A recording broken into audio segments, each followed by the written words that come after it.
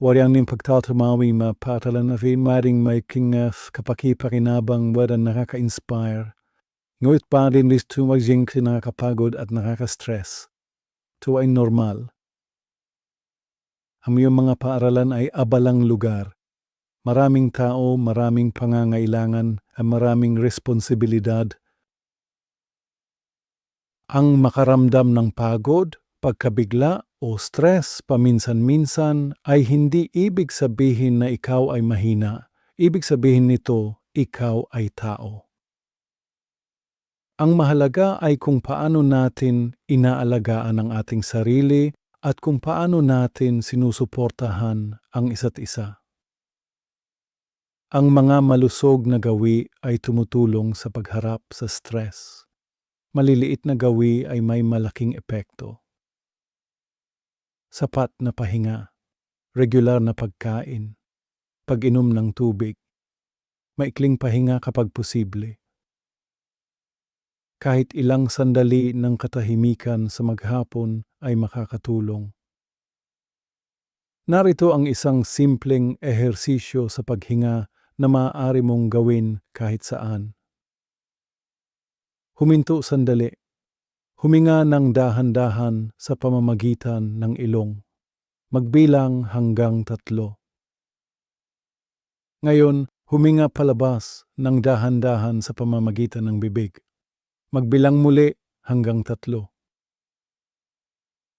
Ini-relax ang iyong mga balikat. Maaari mo itong ulitin ng ilang beses.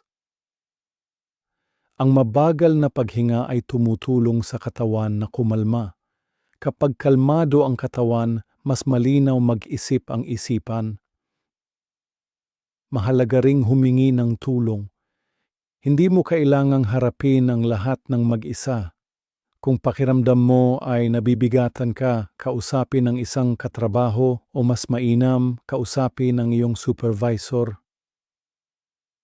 Magtanong. Humingi ng suporta. Ang paghingi ng tulong ay hindi problema. Ito ay isang malusog na desisyon. Ang maagang suporta ay nakakaiwas sa mas malalaking problema sa hinaharap. Ang well-being ay tungkol din sa kung paano natin sinusuportahan ang isa't isa. Bigyang pansin ang mga taong nasa paligid mo. Isang mabait na salita. Isang mabilis na kamustahan. Isang simpleng tanong na, "Okay ka lang ba?" Mahalaga ang maliliit na kilos na ito. Kapag sinusuportahan ng mga kawani ang isa't isa, mas magaan ang pakiramdam sa trabaho. Mas nagiging kayang harapin ang mga problema. Mahalaga rin ang pag-iwas sa tsismis. Ang negatibong pag-uusap tungkol sa iba ay nagpapataas ng stress at sumisira ng tiwala. Kung ikaw ay nababahala o frustrado, pumili ng tamang tao at ligtas na kausapin.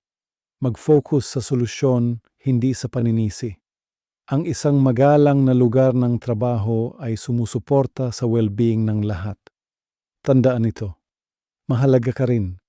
Mahalaga ang iyong kalusugan at kapakanan. Kapag ang mga kawani ay malusog, kalmado at sinusuportahan, ang buong paaralan ay nakikinabang. Malusog na kawani ay nangangahulugang malusog na paaralan.